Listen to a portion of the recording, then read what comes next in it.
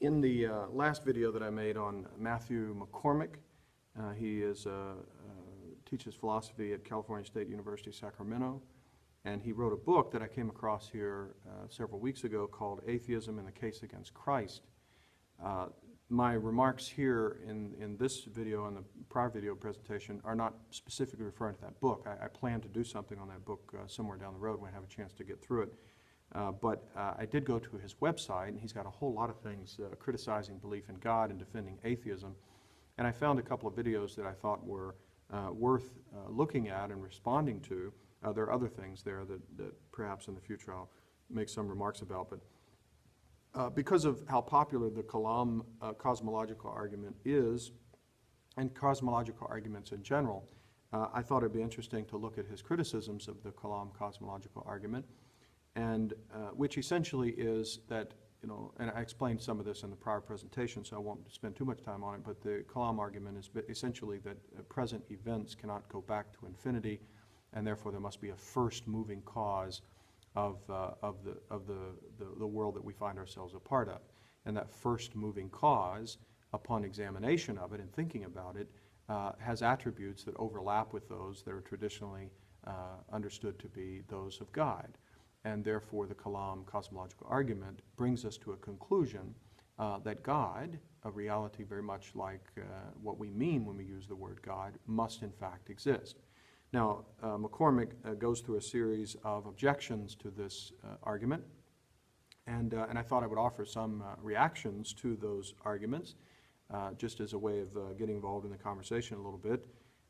The first objection is that the idea that the universe came from nothing is indeed a defensible position, and I responded to that in the last presentation. I would only say again that the claim that the universe came from nothing to me is a desperate attempt to avoid the conclusion of the existence of God, because it is a totally irrational and absurd position. Now, what ends up happening upon pushing people on it, like Lawrence Krauss, for example, in his book, Universe from Nothing, is that they end up equivocating on the meaning of the word nothing.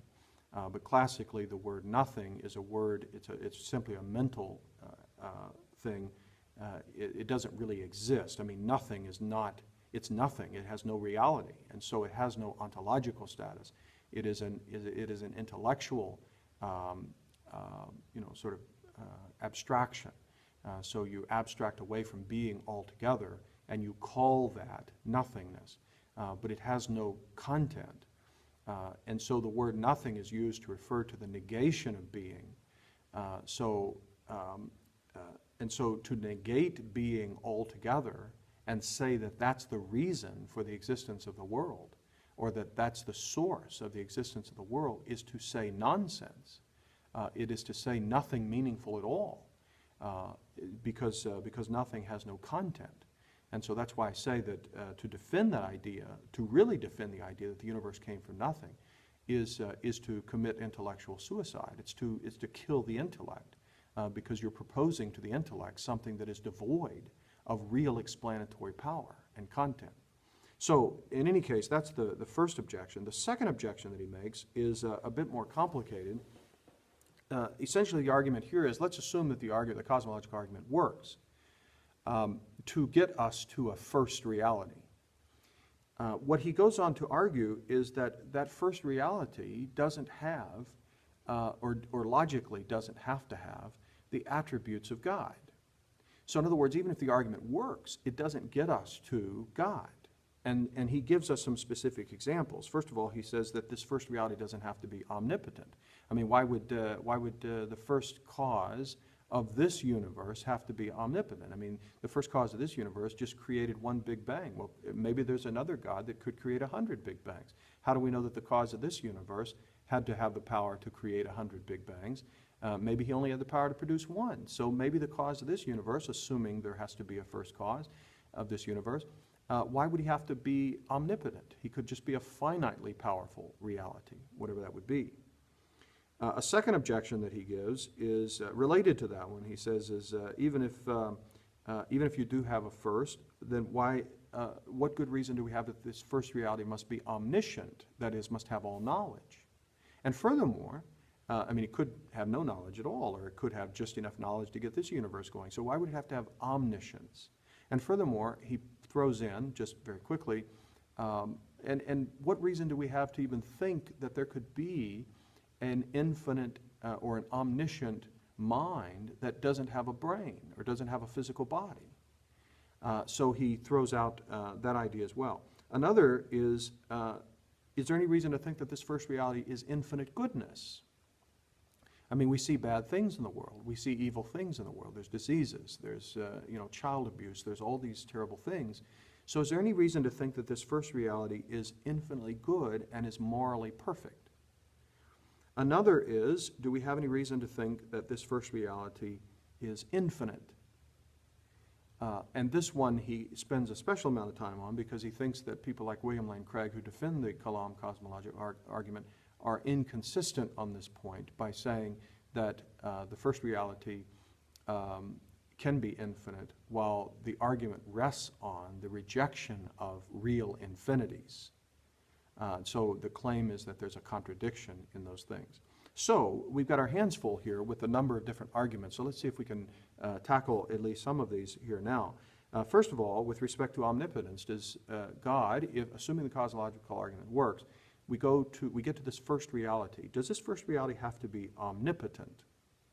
Well, first of all, let's see what we mean by omnipotent. By omnipotent, we mean that this reality is not limited in the exercise of its power, or it has no constraints placed upon what it can do. Right? Now, let's think for a moment about that. First of all, if we get ourselves back to this first reality, what is it like? What can we say about it? Well, first of all, we can say that it's the first. We can say that because that's what the argument concludes to, is that there must be a first. If it's not the first, then it's just another link in the infinite series that we've already rejected. So it has to be the first. If it's the first, it must be uncaused. We know that. Because if it's caused, then it's not the first. There's something prior to it or beyond it that explains it. So it must be uncaused. It must be first. It must be self-existent. It must be self-explained. It must be the source of everything else, while itself depends on nothing else. Right? We know those things must be true about it if the argument works. Okay? Now, what about omnipotence? Well, when we talk about power or ability, things are able to do that which lies within the range of their essence to do. So, for example, for me, I have a human nature, so that allows me to do certain things, and it doesn't allow me to do other things. Like I can't just flap my arms and fly away, but a bird can flap its wings and fly away. So my essence restricts me in some respect. I'm restricted by the material conditions of my essence or my nature. I'm constricted by the environment around me. There are gravitational relationships that if I fall and hit my head on one of the desks in this room, it's going to hurt me. There are certain limitations imposed on me by the environment in which I find myself and by the nature that I possess. But if we're talking about a first reality, we're not talking about a reality that has potential ability or whatever, because potential has to do with motion. If we understand potential as the actualization of some possibility that a thing has. So, for example, right now, I could run across the room. I could pick up an object. So that's a potential for me. That's something I could do that's not actualized. What would cause me to do that? Well, certain things that I depend on to allow me to do things, like the energy that I have in my body, like the thoughts that I'm having that make me want to run across the room or whatever. All of those things are causally influencing the actualization of the potential of me running across the room. Now, with God, however, with the first cause, there is no potency, there is no potentiality defined by some restricting essence that it has, or by some motion that it undergoes. The first reality is fully actualized, it's pure act. And therefore what it does arises not from a restricted way of being, because if it's a restricted way of being, what restricts it? What, if we're talking about the absolutely first reality, what is the restriction placed upon its essence? Where does it come from? With me, what restricts me is the material conditions of my body, the limited set of powers that I have, the external conditions that impose themselves on me. If I try to walk forward right now, I'll run into a desk that restricts me. But if we're talking about the absolutely first reality, we're not talking about something that has external restrictions imposed upon it. We're talking about a reality that is fully defined and explained from within itself and is pure actuality, unlimited by other factors. There are no other factors besides that which it is. So omnipotence means it's not restricted or limited in any respect in the exercise of its actuality. And that is, by definition, what the first reality is. It is absolutely first and therefore prior to any causality, any limitations on its way of being, any external causes or influences, any motion within itself, any potentiality that's later actualized, any movers upon which it depends.